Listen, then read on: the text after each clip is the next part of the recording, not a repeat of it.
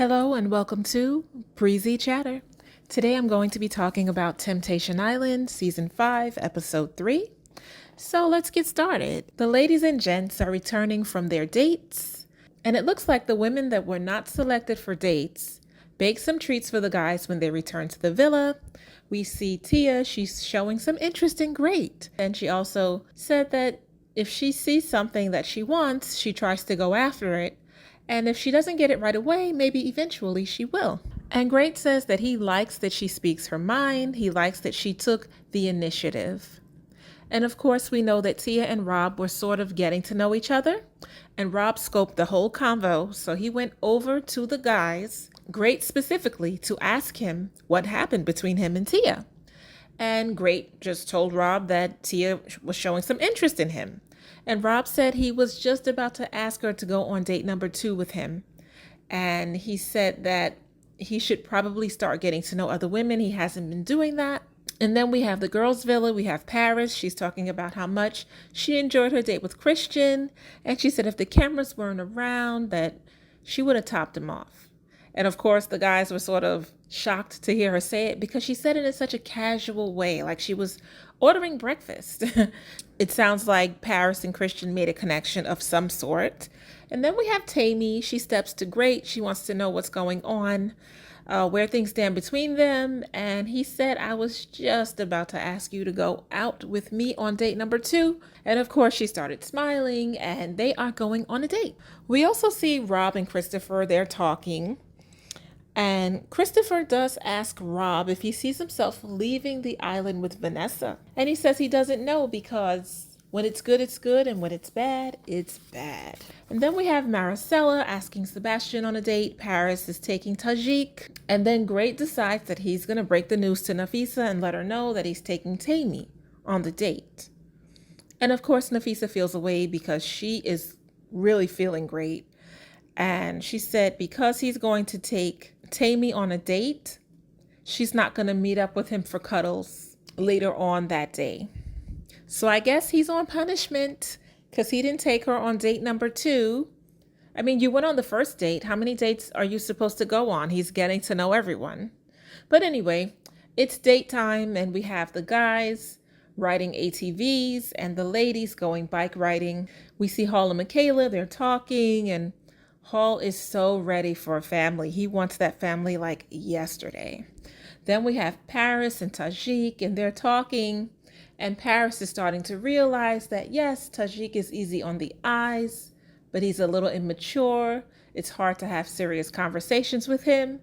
And she had a much better date with Christian. Then we have Vanessa, and she's saying to the ladies that she's thinking about possibly asking Tajik on a date.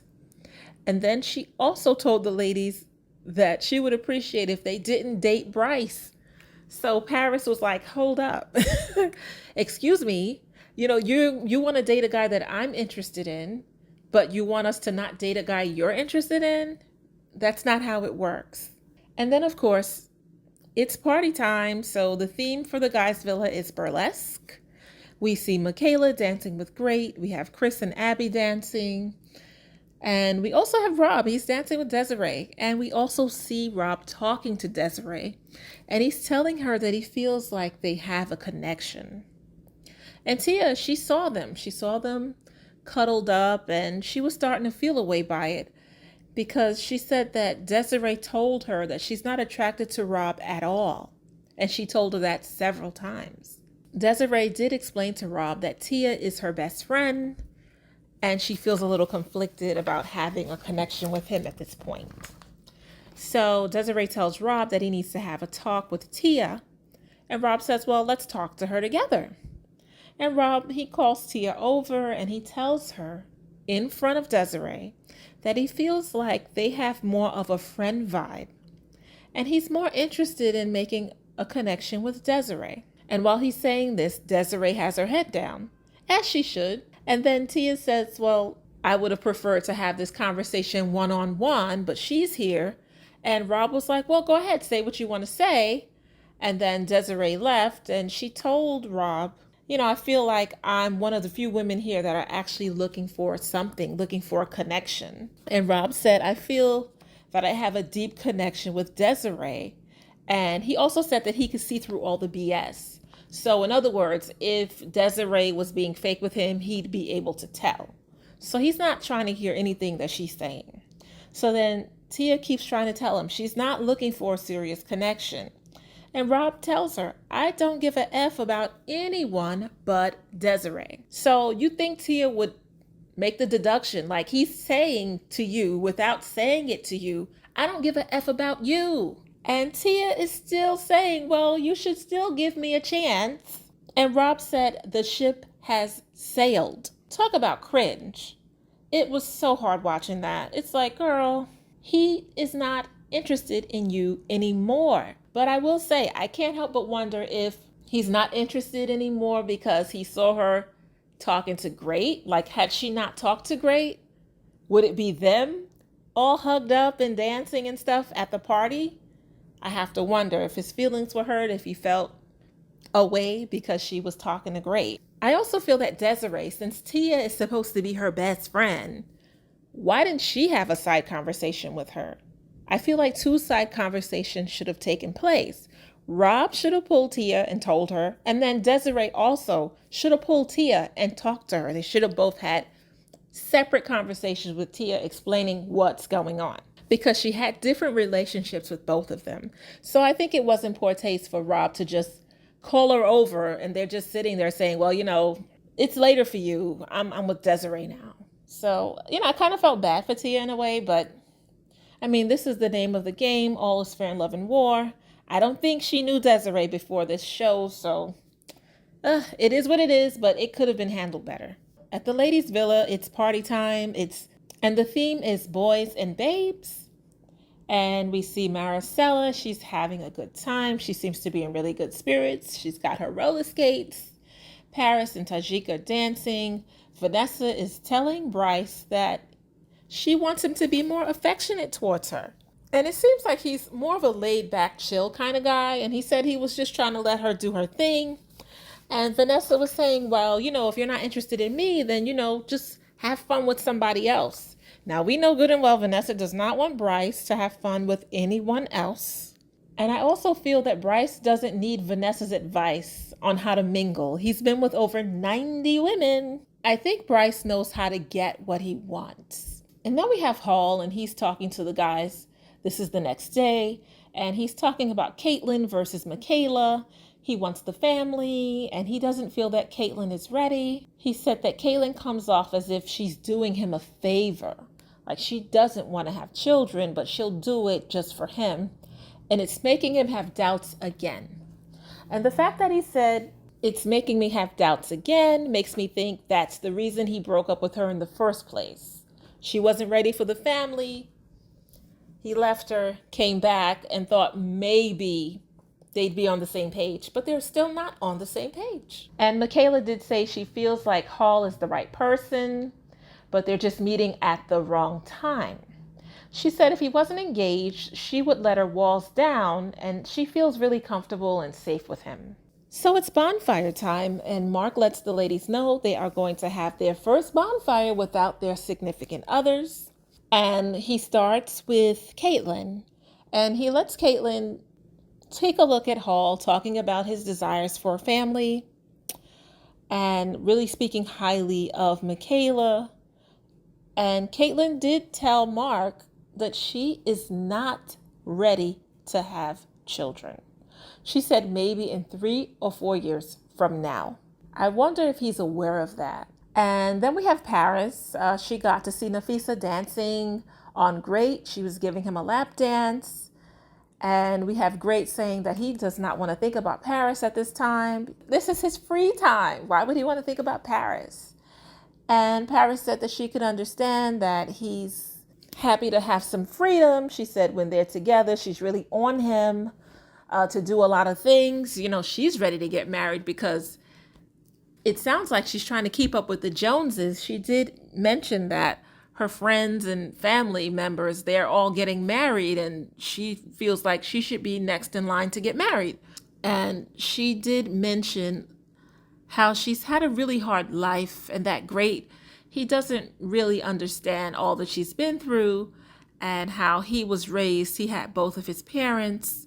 She lost her mom when she was 1. She didn't really know her father until she was 11. And when she lived with her father, he was very strict, and she was trying to do everything she could to please him. So it sounds like she had a lot of struggles, a lot of heartache. Great doesn't really understand like all that she's gone through and why she behaves the way she does. And then we have Vanessa. She got to hear Rob telling Christopher that he's pretty certain that he will be leaving the island by himself. And Vanessa said she needed a moment to adjust to what she just heard. She even talked about going to the villa and hitting Rob upside the head with one of her shoes. She said she was hurt, betrayed, and upset. And while she was saying that, Mark is looking at her, and there's no tears. And he's wondering when was the last time she actually broke down and just got to be herself and reveal her true feelings, her hurt. And she said it's been a very long time. She looked like in that moment she was ready to cry. And yeah, she told Mark that she didn't want to do this. He said it's already happening. And you could see it. You could see it. And Mark said something that was really great. He said, you don't have to be a one-man band, and you don't have to be stronger than everyone in the room. And that's absolutely true. You know, walking around with this exterior on all the time, it's tiresome. And I think she's starting to acknowledge that. So I think this was a good bonfire for her. So then finally we saw Maricela, and she got to see Christopher dancing with Abby. She also got to hear him praising Abby and talking about how emotionally intelligent she is, how she's a homebody, she has good credit, she has a trade, she's goal-driven. And he said she just checks all the boxes. And I couldn't help but wonder, like, are these all the characteristics that Maricela does not have? Are all of these boxes unchecked when it comes to Maricela? And Maricela said to Mark that she's told Chris that if he finds someone else better, that he should just go for it. She said she's not where she wants to be in life.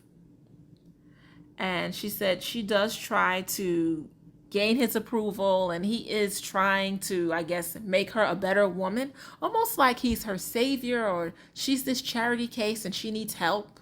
I mean, we did hear him in the last episode talk about how he's been hard on her, he's been very critical of her. So now we see what it is. I think she's just tired of it, and that's why she's probably told him on more than one occasion, if you want to find someone else, go for it. And now it's bonfire time for the guys. So Chris, he got to see Maricela in tears, and she was talking about how she's not afraid of being alone. She's just afraid of disappointing everyone that she loves back home. And Christopher's reaction or response to that was he saw Maricela being real with herself. She wants to be alone, but on her terms. And Mark did ask if there were any rules or any guidelines that Maricela wants him to follow. And he said, oh yeah, there's rules for me. She wants to know who I'm with, where I am, and when I'm coming home.